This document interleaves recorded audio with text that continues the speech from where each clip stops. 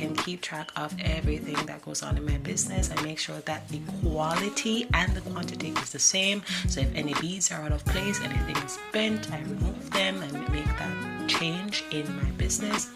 So I try to make sure that I represent Dare to Dream the very best way that I can. I respond to inquiries from customers and inquiries from people who just want to know about my business. Reach out to influencers to see if they can advertise my business. It's a whole lot before I go into another job that it requires me to do a whole lot but that is my morning, and after that's done, I finish up and get myself ready for my other job, and I'm just here just trying to make ends meet and see if my business could take off. This is it. Dare to Dream. Very small, in a corner, but it's mine, and I'm a very proud person for it.